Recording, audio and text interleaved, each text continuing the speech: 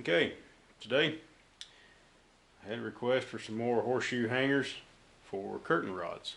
So this is what I've done most of our house in. If you go to any antique store or niche craft stores, you're probably going to find these things floating around for curtain rod hangers at 20-25 bucks a piece. It gets a little expensive, especially when you can pick up a box of horseshoes at your local farm and ranch store for, pack of 3 or 4, or probably 4 for $5 or something. I particularly like to use these St Croix, and they've got a heel on them like this. It makes it just a little bit more decorative. This is an Lite, so as you can see it's about hand size. Makes for a really good purchase on your wall. And there's the Lite right there, and then of course St Croix steel forge. So they make a really good horseshoe for working with, plus they're kind of decorative, especially if you paint them black or whatever color you may want to. But wife needs a few more for the upstairs room. Hey buddy. So today I've already done some prep work and kind of mocked one up for you, but I'll show you how I put them together here in a second. Basically, they're pretty simple. You take, and I use the ones with the heels here for the actual wall portion, and I'm running out. I need to go get some more horseshoes. This guy right here then just simply welds in right like that. Now what I've done in a couple of the rooms that we've got here is I'll actually use another one that has the heel to it, and then I'll face the heel to the outside of the actual rods themselves, or you can turn them, face them inward. It's just another decorative technique for you. So basically, I've already done some prep work on this one. Got it kind of wire wheeled down. I need to grind this real quick, but we certainly want to do so with protective eyeglasses on.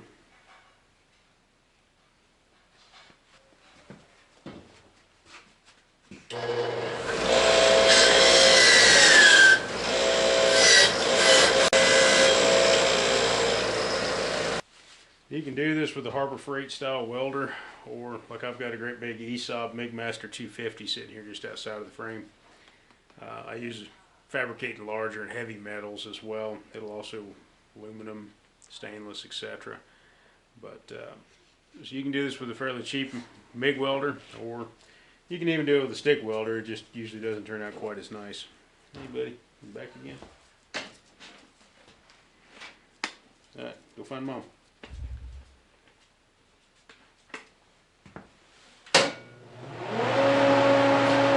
Darkening helmets are really nice for this because then you can see what you're dealing with. The important thing to do is try to get the angle set quite right.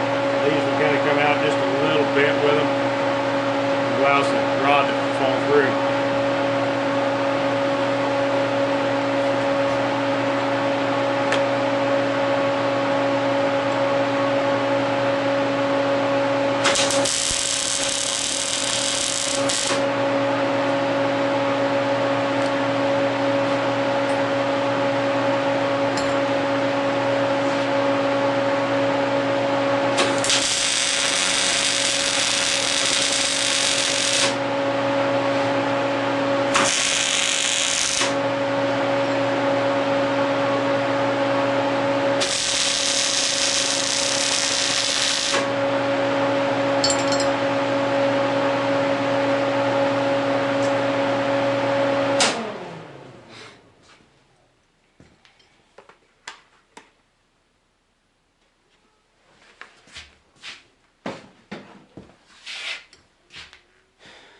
It's that simple, pretty much. Now what I'll do from here is I'll take a drill and I'll open these holes up a little bit.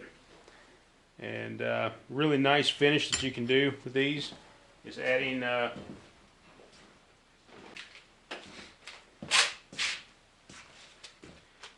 really nice thing that you can do with these is adding horseshoe nails to the actual finished product. When they're in the wall,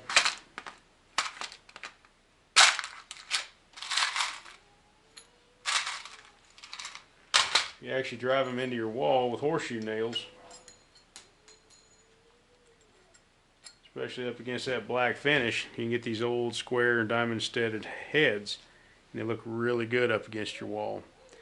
Another thing that I do with these is I'll usually take some that don't have the heel on them, and I'll bend them and make them for hanger tie backs.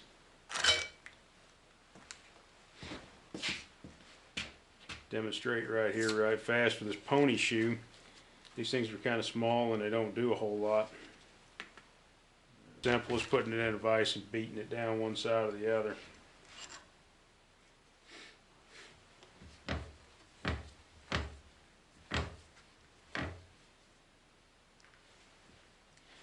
Basically all I'm doing is capturing one side, and then imagine that as your wall. You sort of want to bend it almost 90 degrees, and you want to flail this one edge out a little bit.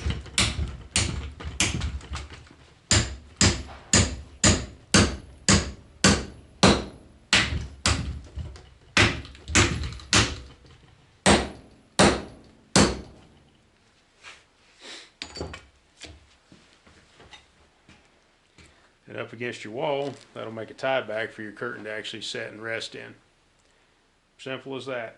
Again, you can either open your holes out and put them in with regular screws, or if you're going for that real classy touch, set you a couple of horseshoe nails in there, and as simple as that. Now you won't be able to drive them very well when you start beating them in here with a hammer, so you better get them started with a small hammer and then use a longer punch to get out here and get you some angle. Otherwise you'll glance off and put a scar in your wall. I wouldn't know how I know that.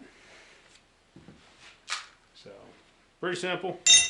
From here, basically just hang it on a hook, paint it down with glossy black paint. Make sure it's dry before you put it on your wall or it may stick, and or bring a little bit of the other paint with you.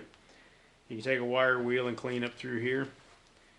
But like I said, for 15, 20 bucks a hit in the niche craft stores versus doing it yourself, you can make as many of these as you want to.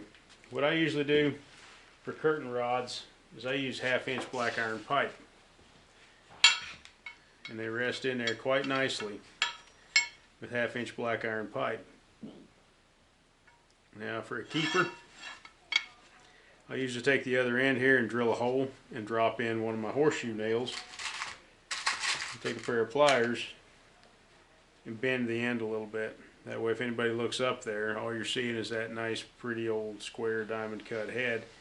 Bend the end a little bit and it'll keep it from coming back out your hole.